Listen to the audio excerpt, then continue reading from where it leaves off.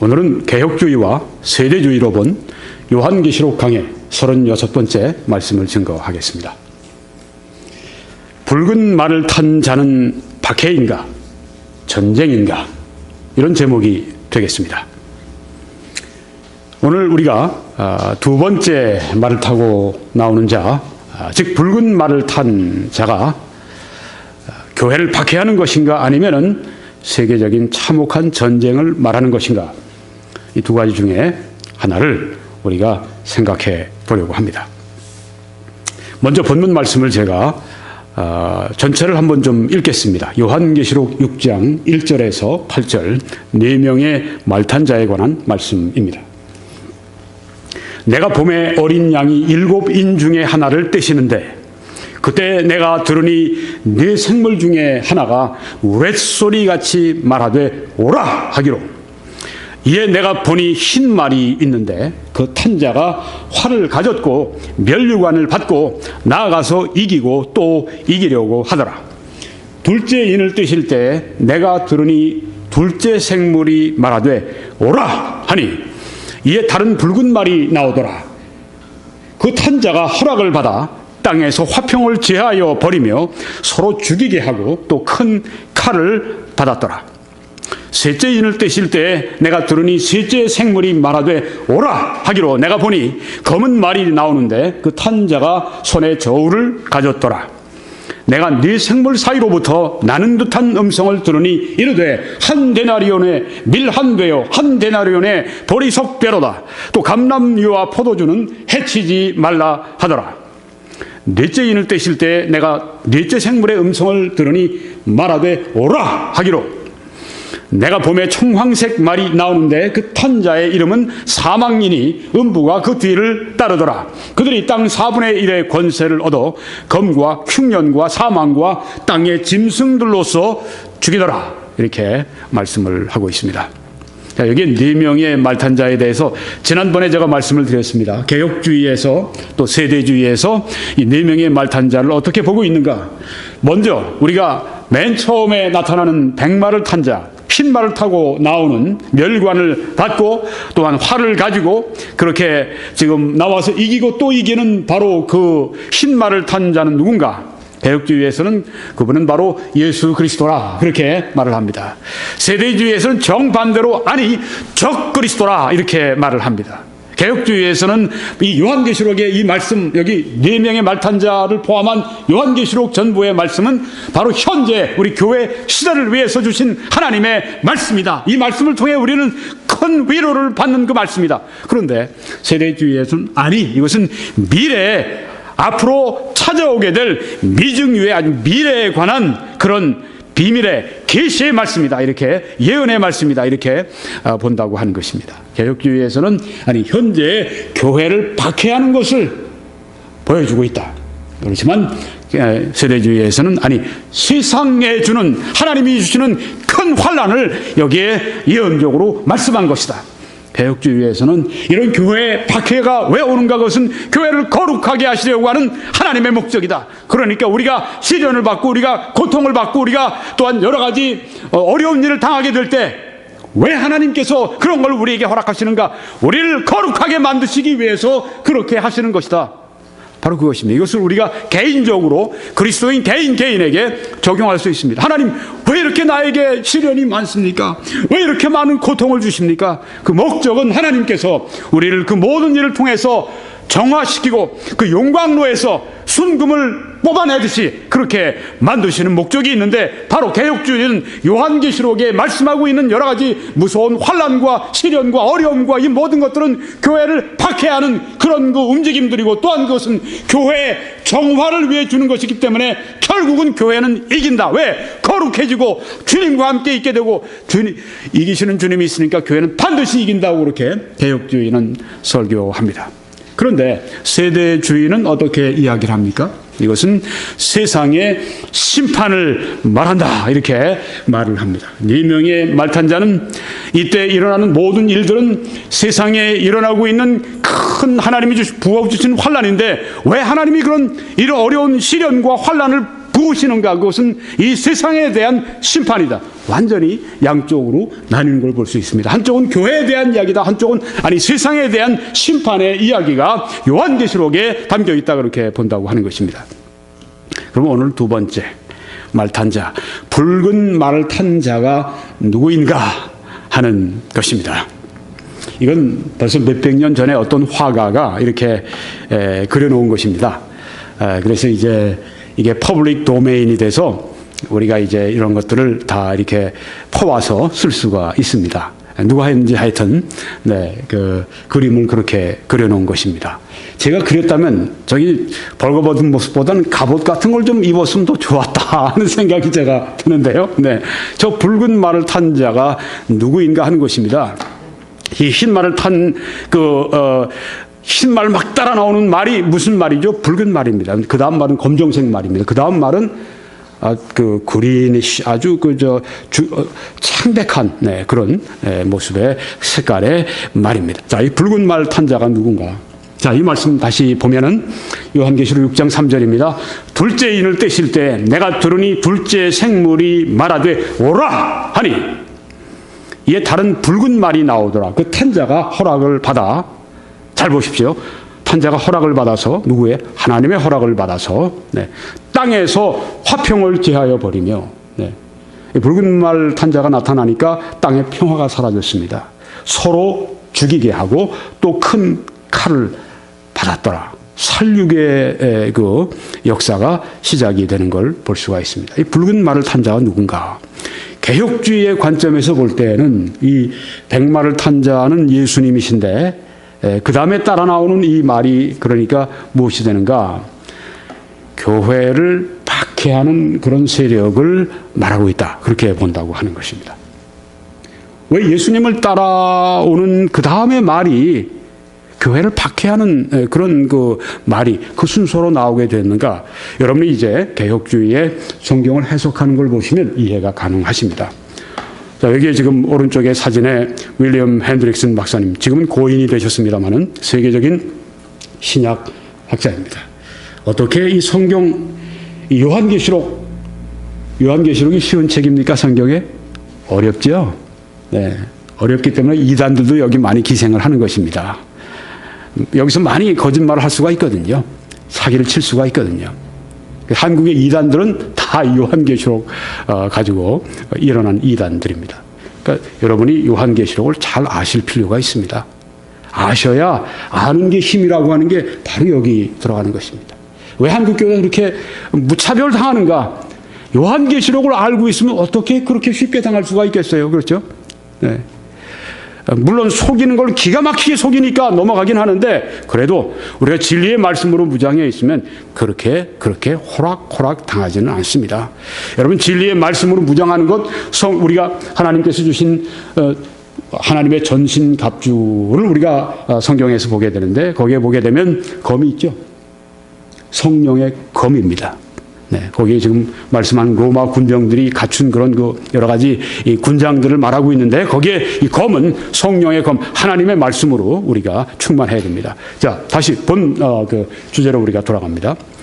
읽겠습니다. 이분이 그 말한 걸 읽겠습니다. 우리는 이 말, 즉 붉은 말과 붉은 말을 탄 자는 나라 간의 전쟁보다는 화평을 제하고 막 칼로 서로 싸우게 하고 그런 그 비극이 나타나는데, 나라 간의 전쟁보다는 하나님의 자녀들을 향한 종교적 박해라고 믿는다. 이렇게 얘기를 했습니다.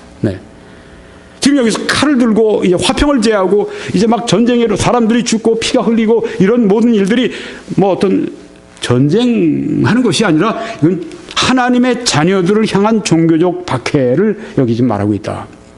여기 지금 영적 박해를 하는, 교회를 박해하는 세력을 여기 말한다. 이렇게 본다고 하는 것입니다. 그래서 전쟁보다는 살육과, 여기 영어로는 슬로터라고 하는 표현을 썼습니다. 슬로터. 살육과 희생, sacrifice. slaughter and sacrifice. 살육과 희생이라고 믿는다. 신자들은 그의 이름을 위해 살육을 당한다. 예수 그리스도의 이름을 위해 살육을 당한다. 예수 그리스도의 이름을 위해 순교의 피를 흘린다. 바로 이 말을 여기에 하고 있다고 하는 것입니다. 그러니까 여기에 지금 나타나는 붉은 말은 결국은 순교자들을 순교의 피를 흘리게 하는 그런 세력이다. 이렇게 본다고 하는 것입니다. 이것은 더 직접적으로 신자들에 관한 상징들의 영역에 속한다. 여기 상징이라고 하는 것입니다. 붉은 말 또한 여기 그 검을 가지고 나오는 이 탄자, 이것들은 신자들에 관해서, 그리스도인들에 관해서, 교회에 관해서 이 상징되어 있는 그 영역에 속한다고 하는 것입니다. 즉 세상에 의한 박해를 말한다 하는 것입니다. 왜 그런가? 자, 왜 이 붉은 말을 탄 자가 교회를 박해하고 성도를 박해하는 그 세력인가? 여러분 이제 한번 보십시오. 첫째는 문맥과의 조화 때문이라고 말을 하는 것입니다. 둘째 말은 첫째 말을 따라 나오게 됩니다. 네, 첫째 말은 개혁주의에서는 예수 그리스도이십니다. 그런데 여기 보니까 그리스도의 말씀과 성령이 가는 곳에 박해의 칼이 따른다고 하는 것입니다. 자, 둘째 말은 무엇입니까? 박해입니다. 첫째 말은 무엇입니까? 예수 그리스도입니다.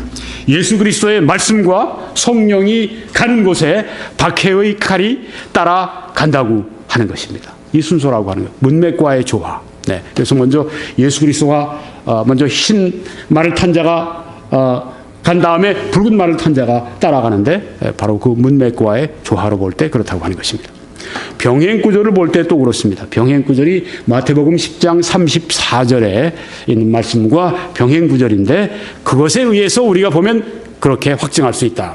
이 말씀은 내가 세상에 화평을 주러 온 줄로 생각하지 말라. 화평이 아니요 검을 주러 왔노라. 지난번에도 말씀드렸습니다. 네. 예수님께서 이 땅에 오신 것은, 자, 이 백마를 타고 오신 예수님, 이 개혁주의에서 볼 때는 무엇을 위해 오셨는가? 화평을 주러 오신 것이 아니라 화평이 아니라 검을 주러 왔다고 말씀을 했습니다. 그러니까 예수님을 따라 나오는 두 번째 말, 붉은 말, 거기 탄 자는 와서 무엇을 하는가? 검을 가지고 왔는데 그 검은 무엇을 위해 쓰여지는가? 바로 그것은 교회를 박해하는 데 쓰여지고 있다고 하는 것입니다. 여기 예수님께서 내가 온 것은 검을 주러 왔다. 그러니까 예수님이 백마를 타고 먼저 앞서가셨는데 따르는 두 번째 말은 백마를 예수님을 따라가는 것은 바로 칼이다. 검이다. 그것은 교회를 박해하는 세력을 여기에 말하고 있는 것이다. 이렇게 마태복음 10장 34절과 연관지어서 생각한다고 하는 것입니다. 세 번째는 이 단어 가운데 우리가 죽이다라고 하는 단어가 있었습니다. 죽인다. 서로 죽이고 하는 단어가 있었는데 붉은 말 탄 자가 나타나니까 서로 죽이는 일이 일어났습니다. 네. 이 살인 행위나 전쟁을 가리킬 때 죽인다라고 하는 말을 쓰지 않습니까? 그런데 여기서는 사도 요한이 여기에 이 죽인다라고 하는 이 표현을 그 말씀에서 사용했을 때 그것은 일반적으로 그냥 살인하고 일반적으로 전쟁에서 죽이는 그런 용어가 아니라 그 죽이다라고 하는 의미는 특별한 의미가 있다고 하는 것입니다. 무엇인가? 요한계시록 13장 3절을 제외하고는 사도 요한의 글에서 이 용어는 그리스도의 죽음이나 신자들의 처형에 쓰인다고 하는 것입니다. 자, 여기서 요한계시록 13장 3절에 그 말씀만 제외하고 사도 요한이 쓴 글이 뭐 요한복음도 있고 또 뭐 요한 1, 2, 3서도 있고 또 요한계시록도 있고 그렇죠. 이 사도 요한의 글에서 이 죽이다라고 하는 이 슬로터 이 단어 이 용어는 그리스도의 죽음이나 신자들의 처형에 쓰였다고 하는 것입니다. 전쟁용으로 쓴 것이 아니라 뭐 살인하고 죽이다 그런 용어가 아니라 예수님이 죽으셨을 때 신자들이 처형당하고 죽었을 때 그때 죽이다라고 하는 단어를 썼다고 하는 것입니다. 지금 서로 죽이게 하고 이 단어를 지금 말하고 있는 것입니다. 이 서로 죽이게 한다고 하는 이 단어는 전쟁에서 쓰는 죽인다 혹은 뭐 살인해서 쓰는 죽인다 그런 용어가 아니라 여기에서 이 죽인다고 하는 것은 예수 그리스도의 죽음이나 신자들의 죽음이나 여기에 쓰여지는 그런 용어라고 하는 것입니다. 죽음이라고 죽는다고 하는 것도 그런 뜻이 각각 쓰여지는 것이 다르다고 하는 것을 여기 지적하는 것입니다. 이게 무엇입니까? 이 신약 신학자이기 때문에 이렇게 예리하게 보고 지적을 하고 있다고 하는 것입니다. 자, 그래서 예를 들면 요한일서 3장 2절에 사도 요한의 글이죠. 가인같이 하지 말라. 그는 악한 자에게 속하여 그 아우를 죽였으니, 아벨은 하나님의 백성입니다. 그렇죠? 네. 아벨을 죽였다고 했을 때 하나님의 백성이 죽은 것입니다. 박해를 받고 죽은 것입니다. 여기. 그다음에 요한계시록 5장 6절에 보니까 일찍이 죽임을 당하사 각 족속과 방언과 백성과 나라 가운데서 사람들을 피로 사서 하나님께 드리신 분이 누구십니까? 예수 그리스도이시죠. 네. 근데 일찍이 죽임을 당하셨다고 했습니다. 여기에서 죽임을 당했다고 하는 이 말씀, 죽었다고 하는 이 말씀이 바로 조금 전에 우리가 계시록 6장 4절에 붉은 말 탄자가 와서 이제 서로 죽이게 하고 그 죽이고 그 용어와 같은, 그러니까 거기에서 쓰여진 이 죽인다고 하는 것은 예수 그리스도의 죽음이나 아니면 성도의 죽음에 대해서 쓰여진 용어다. 여기도 보니까요. 요한계시록 6장 9절에 하나님의 말씀과 그들이 가진 증거로 말미암아, 복음 전하고 하나님 말씀을 증거하고 설교자일 수도 있고 혹은 개인 전도자일 수도 있고 평신도 성도들일 수도 있고 하나님의 말씀을 증거하고 그들이 또한 가진 증거, 그들이 증언하는 말로 말미암아서 죽임을 당한 영혼들이 제단 아래에 있다고 말씀했습니다. 순교한 사람들이에요. 예수 그리스도 때문에, 하나님 말씀 때문에 순교한, 죽임을 당한, 여기에 이 말씀도 역시 요한계시록 6장 4절에서 붉은 말 탄자가 온 다음에 서로 죽이게 하고 하는 그 똑같은 용어가 여기 쓰여졌다고 하는 것입니다. 여기에서는 이 죽임을 당했다. 누구죠? 하나님의 백성의 죽음을 여기 말씀하고 있습니다. 네, 그러니까 이 죽었다고 했을 때 그 용어는 하나님의 백성이나 혹은 예수 그리스도의 죽음이나 이런 데에 쓰여진 용어라고 하는 것입니다. 그 다음에 문맥상의 조합입니다. 이제 우리가 둘째 인을 떼고 나니까 둘째 이 붉은 말 탄자와 함께 나타나지 않았습니까? 근데 좀 더 지나가면 셋째, 넷째, 다섯째 인을 뗀 후에 신자들의 죽음을 말하고 있다고 하는 것입니다. Believers, 성도들의 죽음을 다섯째 인을 떼신 후에 말씀합니다. 따라서 둘째 인을 뗀 후에 죽음은 좀 전에 서로 죽이고 하는 그 죽음은 신자들의 죽음을 가리키는 것으로 볼 수 있다, 그렇게 말을 하는 것입니다. 네. 지금 그 둘째 말 탄자가 나타나서 서로 죽이고 했는데 누굴 죽였다고 하는 얘기가 나타나질 않아요. 그렇죠? 네. 그래서 이제 세대주의에서는 그것은 전 세계적인 전쟁을 말하는 것이다. 근데 개혁주의에서 아니 그게 아니라 그것은 신자들의 죽음, 박해를 받아 죽는 죽음을 거기에 말하고 있는 것이다. 자, 그것을 이제 증명하기 위해서 이런 그 말씀들을 해석을 해나가는 걸 여러분이 지금 보고 계시는 겁니다. 네, 그래서 성경이 어떻게 우리가 이게 무엇이 하나님의 뜻인가를 알려고 할 때 어떻게 우리가 이 말씀이 그 해석이 되는가 하는 것을 여러분이 배우시는 굉장히 아주 중요한 그런 기회입니다. 여기 보니까 하나님의 말씀과 그들이 가진 증거로 말미암아 죽임을 당한 영혼들이 제단 아래에 있다. 여러분 조금 전에 봤던 그 말씀입니다. 즉 하나님의 백성들이 죽임을 당하는, 그걸 여기에 지금 말하는데 이것이 바로 그 앞에 두 번째인 띄었던 그 붉은 말이 나타났을 때 서로 죽이게 하고 그거와 동일하기 때문에 바로 여기에 이 말씀은 이 죽인다고 하는 것은 성도들의 죽음을 말하는 것이다, 이렇게 본다고 하는 것입니다. 그 다음에 이제 큰 칼을 가지고 나왔다고 했어요. 근데 이게 히라바로 이제 마카이라라고 하는데 이 큰 칼을 가지고 나왔는데 이 칼이 뭐냐? 이 칼을 가지고 또 따지는 겁니다. 어떤 칼이냐? 네. 이렇게 본다고 하는 것입니다. 희생 제사 드릴 때 쓰이는 칼이다. 제사할 때 쓰는 칼이다. 창세기 22장 6절에 10절에 보면 거기에 모리아산 상으로 아브라함이 자기 아들 이삭을 번제로 드리기 위해서 그 하나님의 명령을 따라 이제 그 길을 가는 것을 보고 거기서 또 실제로 번제로 잡아서 그 제사를 하려고 하는 그것을 보여주는 그 말씀입니다. LXX라고 하는 것은 70인역이라고 해서 이 구약 성경을 이제 헬라어로 70인의 유대인 학자들이 번역을 했습니다. 예수님 오시기 전에 이미 번역이 된 겁니다. 바로 그 성경에서 이런 용어를 쓴다고 하는 거죠. 죽이다, 칼이 함께 사용된다. 여기 지금 맨 밑에 보십시오. 또 큰 칼을 받았더라. 누가요? 붉은 말을 탄 자가 큰 칼을 받았다고 그랬어요. 네. 여기서 가지고 나왔다 하지 않았습니다. 받았더라. 이게 또 중요합니다. given. 부여됐다고 하는 것입니다. 하나님께로부터 그가 받아서 큰 칼을 받고 나왔는데 이 큰 칼이 무엇인가? 네, 지금 여기에 마카이라, 희생제사에 쓰이는 칼이라고 하는 거죠. 그래서 우리가 창세기 26장 6절 말씀 보면 아브라함이 이에 번제 나무를 가져다가 그의 아들 이삭에게 지우고 자기는 불과 칼을 손에 들고 두 사람이 동행하더니, 여기 칼이 나오죠. 네. 손을 내밀어 칼을 잡고 그 아들을 잡으려 하니, 슬레이, 죽이려 하니, 그 말씀입니다. 네.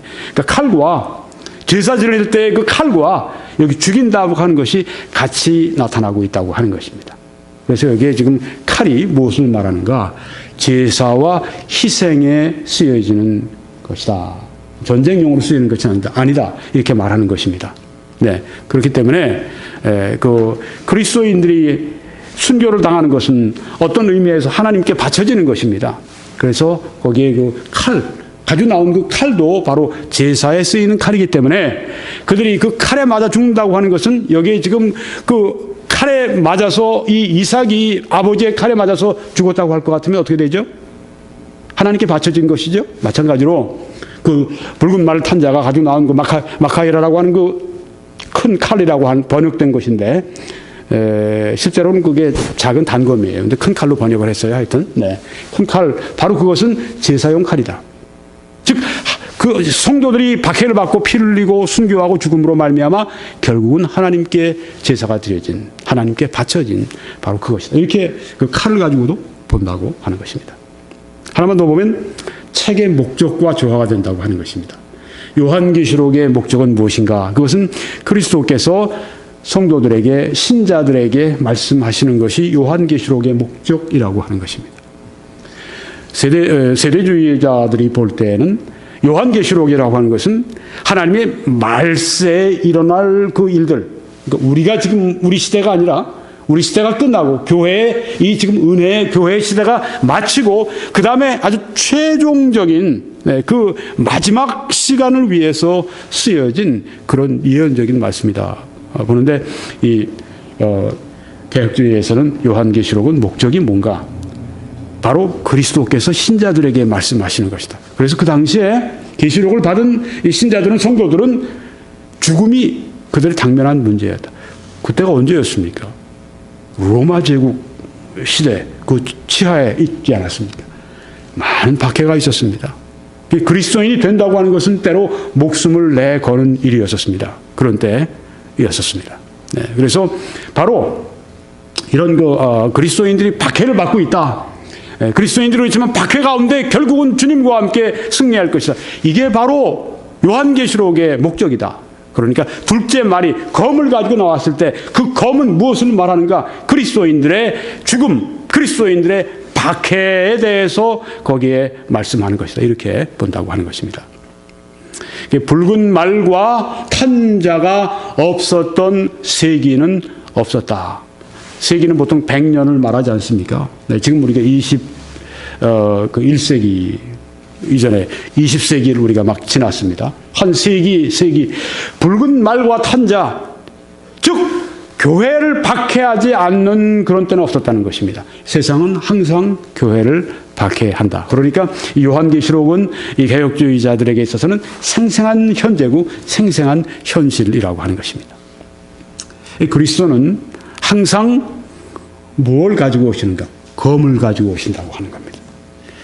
그래서 그리스도가 오시는 곳에 평화가 사라진다고 하는 것입니다. 예수님께서 아까 내가 온 곳은 너희들에게 평화를 주러 온 곳이 아니라 검을 주러 왔다. 그래서 너희 안에 가족들 간에 분쟁이 있게 하고, 바로 그 말씀 지난번에 제가 말씀드렸습니다. 예수 그리스도를 믿음으로 말미암아 가족 가운데 한 사람 믿음으로 말미암아 다른 가족들이 박해하고 핍박을 합니다. 때로는 죽이는 일까지 일어나기도 합니다. 네, 그런 일이 일어날 수도 있어요. 일어나기도 했었습니다. 지금 저 모슬렘 땅 같은 데서는 이렇게 자식들이 믿었다 그러면 죽여요. 부모가 죽입니다. 명예의 살인이라고 그렇게 합니다. 지금도 그렇게 합니다. 옛날에도 역사가 있는 동안 그런 끔찍한 일들이 계속 있었습니다. 그런 의미에서 평화가, 예수님이 오실 때 평화가 사라지고 검이 온다고, 그런 뜻입니다. 그러나 하나님께 영광을 돌리라.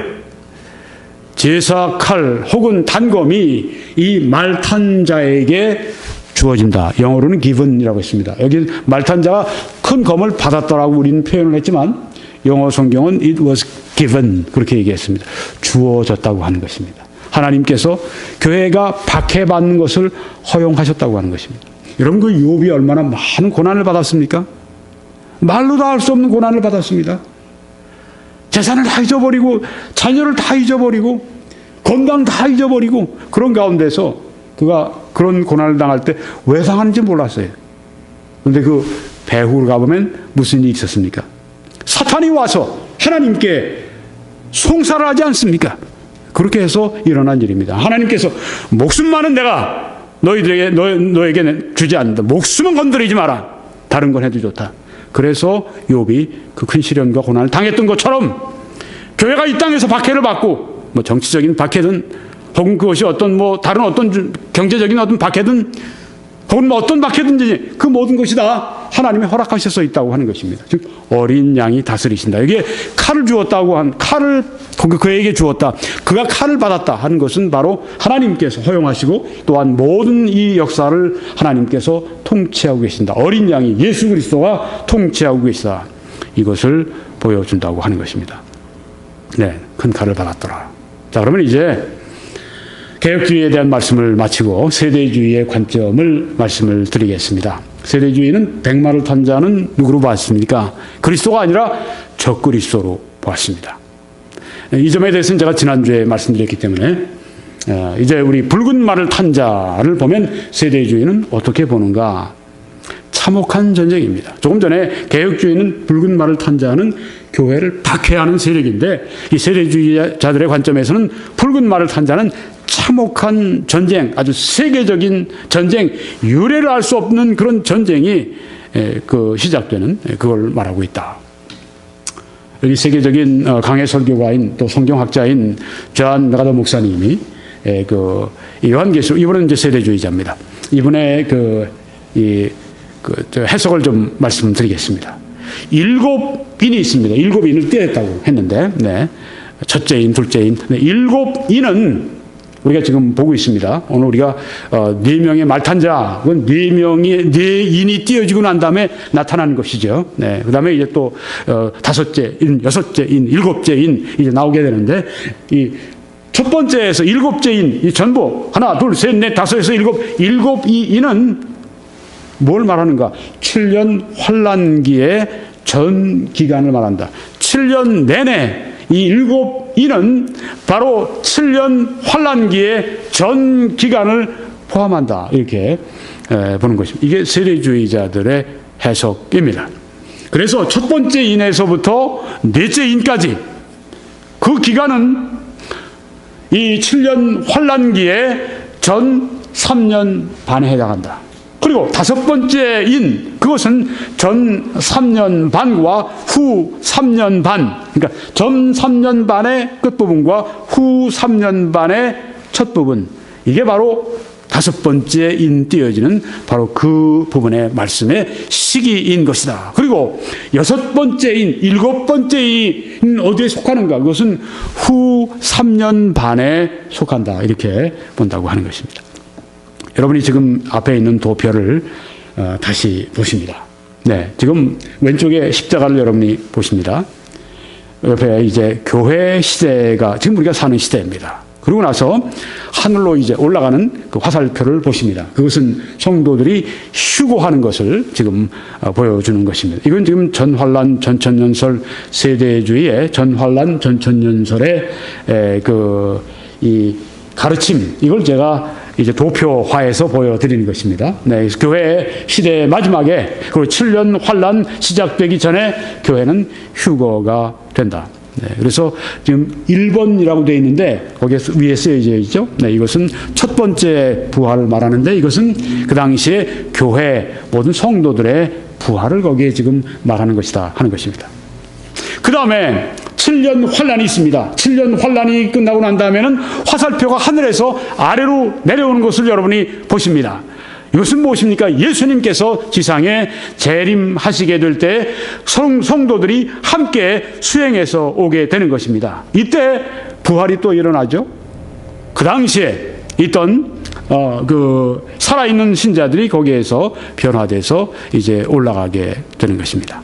네, 그래서 또 7년 환란기에 이제 그때 이제 죽었던 사람들이 또 무덤에 있는 사람들이 또 부활해서 또 일어나게 되겠죠. 네, 그리고 구약의 성도들, 환란기의 순교자들 이런 사람들이 또 환란기의 끝에 살아남은 그 사람들은 살아있는 채로 변화돼서 그렇게 부활하게 되는 두 번째 부활을 이가 거기서 설명하는 것입니다. 자, 그래서 지금 그 7년 환란 이걸 말씀드리는 것입니다. 네, 교회 시대, 그 다음에 7년 환란, 그 다음에 오는 게 천년 왕국, 그 다음에 영원한 상태. 우리가 그 개혁주의에서 보게 되면 어떻게 나뉘게 되죠? 교회 시대 7년 환란 없어요. 다 교회 시대로 다 들어갑니다. 또 천년 왕국 없어요. 다 교회 시대로 들어갑니다.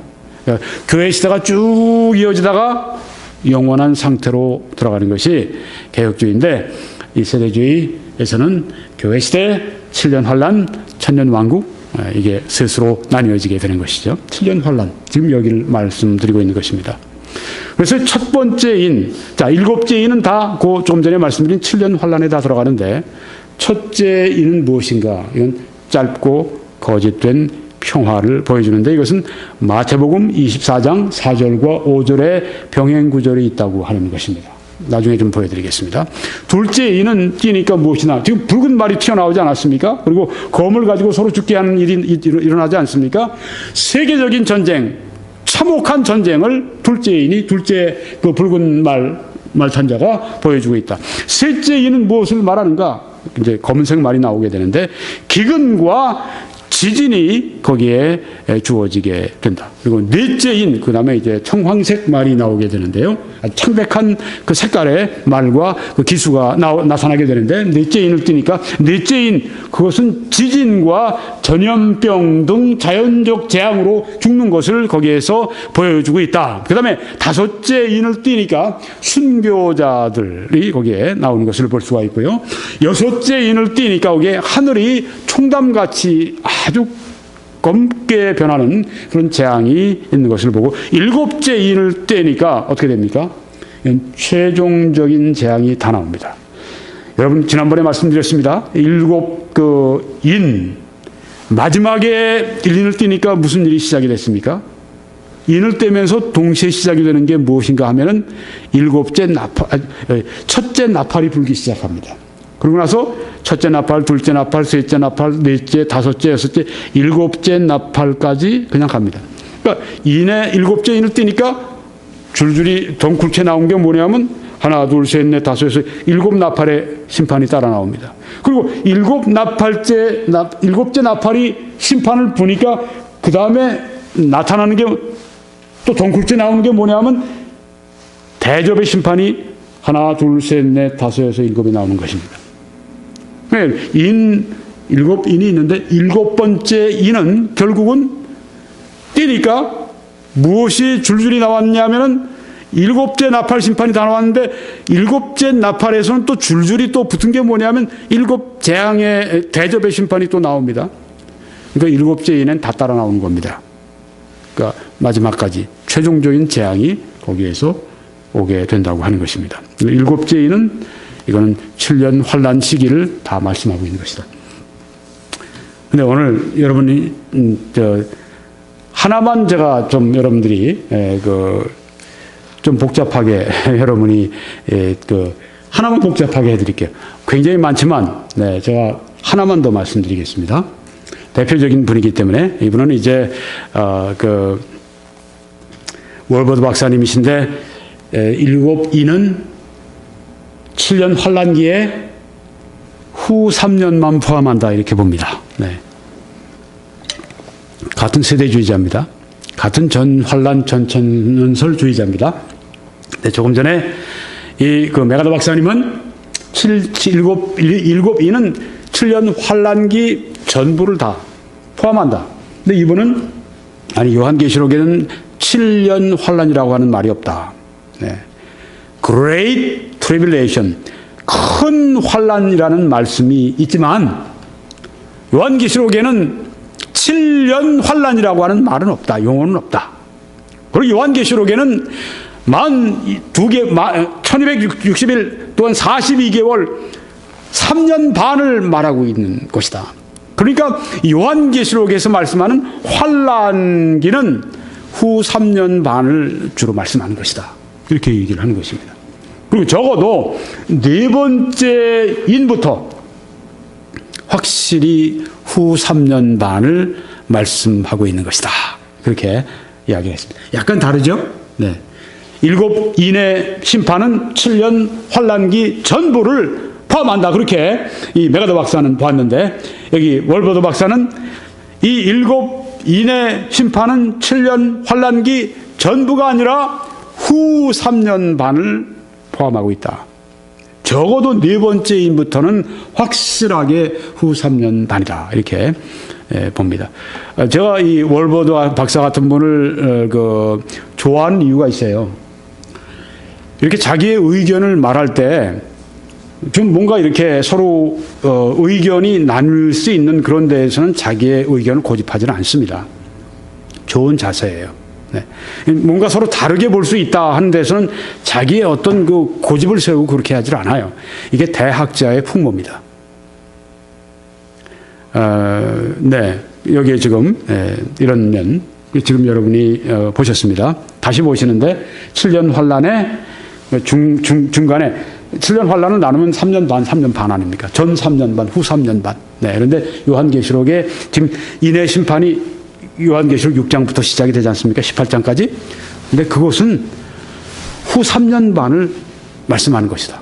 네. 그렇게 본다고 하는 것입니다. 그래서 이제 이 요한계시록 6장에서 18장까지의 말씀과 우리가 함께 비교해서 봐야 할 말씀이 마태복음 24장에 있는 말씀입니다. 거기엔 마지막 말세에 대해서 예수님이 말씀을 하셨는데, 이 월버더 박사님은 마태복음 24장 4절에서 8절까지는 7년 환란기의 전 3년 반을 말한다. 그리고 마태복음 24장 9절로 31절까지는 7년 환란기의 후 3년 반을 말한다. 그리고 재림까지 그렇게 말한다. 이렇게 보고 있다고 하는 것입니다. 자, 그러면 이제 그 마태복음 말씀을 보겠습니다. 24장. 예수께서 감람산 위에 앉으셨을 때 제자들이 조용히 와서 이르되 우리에게 이르소서 어느 때 이런 일이 있겠사오며 또 주의 임하심과 세상 끝에는 무슨 징조가 있사오리이까. 종말에 대한 질문입니다. 예수께서 대답하여 이르시되 너희가 사람의 미혹을 받지 않도록 주의하라. 마태복음 24장 4절 5절에 있는 4절의 말씀입니다. 자, 이 말씀은 먼저는 메가더 박사님은 첫째인에 해당되는 말씀이다. 그리고 월버더 박사님은 전 3년 반에 관한 그 말씀이다. 이렇게 본다고 하는 것입니다. 여러분 여기에서 지금 무엇을 보십니까? 전 이걸 보시죠. 네, 일은 첫째 인을 제가 이렇게 표현한 것입니다. 그것은 전 3년 반을 말하는 것입니다. 빨간색으로 있는 그 그것은 바로 누가 말하는 것인가? 이것은 메가더 박사가 말하는 것이고 이것은 바로 월버더 박사가 말하는 것입니다. 네. 많은 사람이 내 이름으로 와서 이르되 나는 그리스도라 하여 많은 사람을 미혹하리라. 이 말씀도 역시 메가더 박사는 첫째인과 관련된 말씀이다. 월버더 박사는 이것은 전 3년 반에 관한 말씀이다. 그 다음에 이제 6절에서 8절 말씀까지입니다.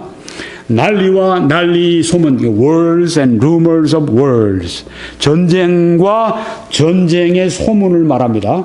듣겠으나 너희는 삼가 두려워하지 말라. 이런 일이 있어야 하되 끝은 아직 아니니라. 끝은 아니니라. 그렇게 말씀했습니다. 메가더 박사는 두 번째인, 세 번째인, 네 번째인을 띄었을 때 그 시기와 그 상황을 여기에 말씀하고 있는 것이다. 월버더 박사님은 전 3년 반의 상황을 여기에 지금 예언하고 말씀한 것이다. 그리고 민족이 민족을, 나라가 나라를 대적하여 일어나겠고 곳곳에 기근과 지진이 있으리니, 존 메가더 박사님은 이것은 둘째인, 셋째인, 넷째인을 띄었을 때 그 상황, 그 당시의 세상을 모습을 여기에 그리고 있는 것이다. 월버드 박사님은 이건 전 3년 반의 상황을 여기에 말씀하고 있는 것이다. 그리고 이제 9절로 갑니다. 그때 사람들이 너희를 환난에 넘겨주겠으며 너희를 죽이리니 너희가 내 이름 때문에 모든 민족에게 미움을 받으리라. 이렇게 말씀했는데 이 메가더 박사님이 이것은 5번째 인을 띄었을 때의 상황을 말씀하는 것이다. 그리고 월버드 박사님이 이제는 이것은 후 3년 반에 관한 말씀이다. 9절 이하로부터 이상으로는 이제 후 3년 반으로 보니까 말씀이죠. 네. 10절에서 보면 그때 많은 사람이 실족하게 되어 서로 잡아주고 서로 미워하겠으며 거짓 선지자가 많이 일어나 많은 사람을 미혹하겠으며 불법이 성함으로 많은 사람의 사랑이 식어지리라. 그러나 끝까지 견디는 자는 구원을 얻으리라. 이 천국 복음이 모든 민족에게 증언되기 위하여 온 세상에 전파되리니 그제야 끝이 오리라. 이 모든 말씀들을 지금 그 세대주의자들이 어떻게 보는가? 이것은 7년 환란기에 일어나는 말씀을 여기 예언한 것이다. 그렇게 많이 보고 있습니다. 개혁주의에서는 이것은 그냥 말세에 일어나는 지금 현재 말세에 우리 일어나는 현상으로 이렇게 보는데 이 세대주의자들은 아니 그것은 앞으로 미래에 있을 7년 환란기에 있을 그것을 여기에 말씀하는 것이다.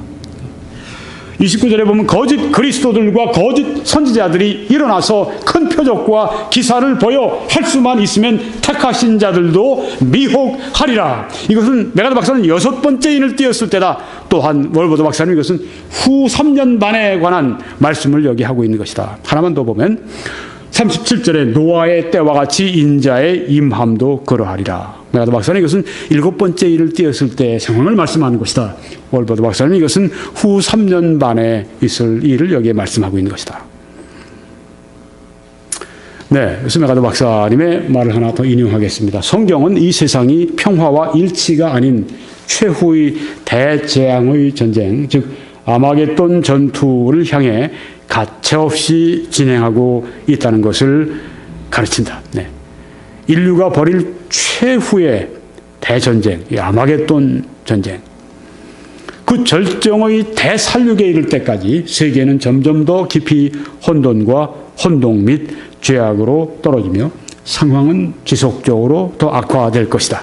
종말이 가까워 오며 전쟁들이 증가하고 범죄가 악화될 것이며 경제적 대격변들과 전례 없는 자연적인 재앙들, 즉 지진, 홍수, 기근, 질병들이 발생할 것이다. 지금 이것은 뭐 일반적인 말세 상황을 이야기한 것이 아니라 여기 마태복음 24장 4절로 6절 거기에 적은 거 보게 되면 7년 환란기에 있을 상황을 말씀하고 있다고 하는 것입니다.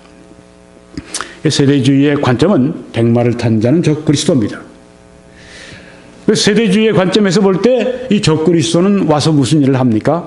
이제 타협을 해서 이 세상에 일시적인 거짓된 평화를 줍니다. 그리고 이스라엘과 특별히 평화 조약을 맺게 됩니다. 전 3년 반에 7년 환란기에 전 3년 반에 있을 일입니다. 그러니까 비교적 평화가 있어요. 왜냐하면 적그리스도가 이리저리 잘 세계 정치를 요리해서 거짓 평화와 일시적인 평화를 만들어내기 때문입니다. 그런데 백마 탄 자가 이제 가고 난 다음에 따라오는 자가 붉은 말 탄 자인데 그가 나타나니까 어떤 일이 있었는가? 적그리스도가 이끌던 거짓 평화가 무너졌습니다. 거짓 평화가 깨뜨려지고 사라지게 됐다고 하는 것입니다. 어떤 일이 일어났습니까? 이 붉은색 말이죠. 붉은색은 무엇을 상징합니까? 전쟁을 상징합니다. 마카이라 아까 이 검을 받았다고 했습니다. 이 붉은 말 탄자가. 근데 이 검은 큰 검 받았다고 기록은 했지만 그게 단검입니다. 이 로마 군인들이 이제 단검을 또 하나 가지고 다니는데 그게 마카이라라고 하는 것입니다. 아까 이제 우리 핸드릭슨 박사님, 개혁주의 핸드릭슨 박사님은 그것은 제사용 칼이다 이렇게 주장을 했지만 여기에 지금 존 메가더 박사님은 아니 그것이 아니라 로마 군인들이 사용하는 단도를 말한다. 네. 로마 군인들이 그걸 가지고 다녔대요. 이 마카이라를. 네. 그리고 그건 암살용 무기로 쓰인다. 암살할 때는 작은 칼을 숨겨놓고 가서 암살하기 위해서 그 암살용 칼은 작지 않습니까? 네. 그런 거라고 하는 것이죠. 네. 그래서 이것은 그런 칼을 받았다고 하는 것은 전투, 암살, 대살육 이런 것들이 일어날 것이다 하는 것을 이 칼에서 볼 수 있다고 하는 것입니다.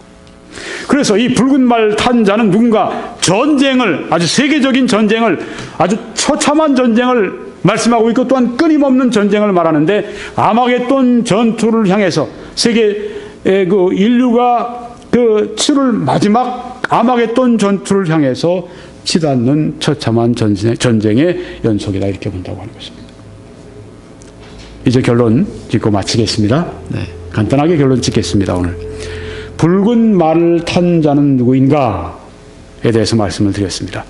개혁주의 관점에서 붉은 말을 탄 자는 교회 박해입니다. 세대주의 관점에서 붉은 말을 탄 자는 참혹한 전쟁입니다. 오늘 이것으로 개혁주의와 세대주의로 본 요한계시록 강해 36번째 말씀을 마치겠습니다. 이제 다른 메시지들을 시청하시기 위해서 21church.com에 들어오셔서 시청하실 수 있기를 바랍니다. 그렇게 하실 때 하나님의 축복이 함께 하실 줄 믿습니다.